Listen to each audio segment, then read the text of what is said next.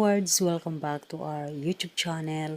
So, itong video na to guys is talagang inamin po talaga ni Miss Maymay Entrata na talagang wala na talaga ang love team Mayward. Talagang mula po ito, nanggaling po ito mismo sa mga bibig po ni Maymay Entrata. At sinabi niya dito na mula nung naghiwalay sila or nawala ang love team niya, ay talaga naman inamin ni Maymay Entrata na wala talaga siyang sama ng loob kay Edward. Ang ibig sabihin, okay ang kanilang paghihiwalay bilang isang love team.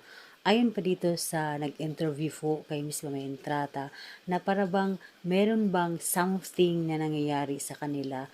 Isa lang po ang sagot po ni Maymay Entrata is secret. Secret daw ibig sabihin guys. Talagang napaka ni Maymay talaga masekreto at kung talagang yung mga bagay-bagay na talaga na maari makaepekto sa kanilang sarili or kay Edward or kay Maymay, talagang hindi na niya isiniwalat pa sa publiko kung ano ba talaga ang tunay na nangyari sa kanilang dalawa na tanging si Maymay at Edward lang ang nakakaalam kung ano nga ba talaga ang dahilan kung bakit sila nagkahiwalay ng love team. Dito po sa interview na to, maiksi lang po ang video nito, pero naiintindihan ko ang ibig sabihin ni Maymay Entrata na talagang wala na talagang love team na Mayward. So, although marami naman talagang nag-expect na talagang muli silang magkabalikan, hindi dahil sa end relationship, kundi bilang isang love team, kumbaga magkasama sila sa isang proyekto. So ayun pa ni Maymay Entrata na wala naman daw talagang sama ng loob sila sa isa't isa. Ayon po dito, mismo po kay Miss Maymay Entrata.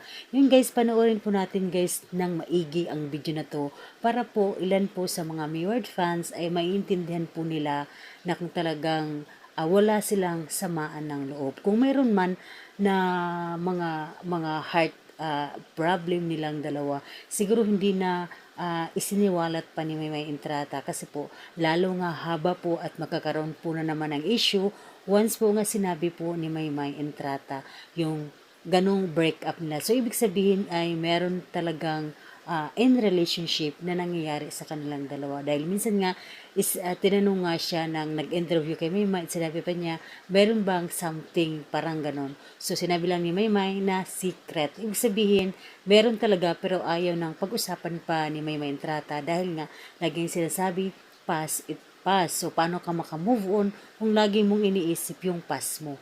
Yun yung laging parang sinasabi po ni Miss Maymay Entrata. At talagang matagal na si Maymay Entrata naka-move on na yun dahil nga nagkaroon nga siya ng bagong boyfriend noon nga si Aaron Hashkill nga hindi rin nagtagal ang kanilang relasyon. So yun guys, panoorin po natin guys ang muli pong interview na to. Maiksi lang video na to guys pero papanoorin nyo guys. Doon nyo talaga maiintindihan kung ano nga ba talaga ang nangyari sa love team ni Maymay Entrata at ni Edward Barber.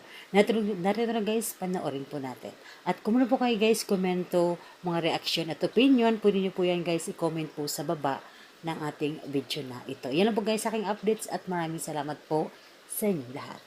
Simula po nung natapos yung love team namin, we became friends pa rin naman po. Wala naman kami parang mabigat na Pero at first, di ba parang may something na... secret.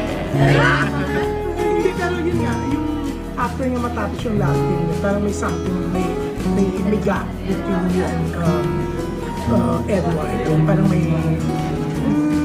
Medyo po, pero hindi naman gano'n ka-serious yun. Mga bata pa rin, mga bata din. So, ngayon mas okay kayo to work together. Ay, oo naman. Kahit simula nung hindi na kami naging Pero may mga fans pa rin kayo na umaasa. isa sila sa mga malaking dahilan kung nasan kami ngayon. Kaya always parang hindi talaga ako hindi mawawala sa akin yung gratitude ko sa kanila. Tapos yung love team namin, we became friends pa rin naman. Wala naman kami parang mabigat na Pero at first, di ba parang may something na... secret. Hindi, pero yun nga, yung after nga matapos yung love team niya, parang may something, may gap between you and Edward? Yung parang may... Medyo po, pero hindi naman gano'n ka-serious yun. Pero Mga ngayon, bata pa rin, mga bata din po kasi so kami. ngayon mas okay kayo to work together. Ay, oo naman po. Kahit simula nung hindi na kami naging Pero may mga fans pa rin kayo na umaasa. isa sila sa mga malaking dahilan kung nasaan kami ngayon. Kaya always parang hindi talaga ako hindi mawawala sa akin yung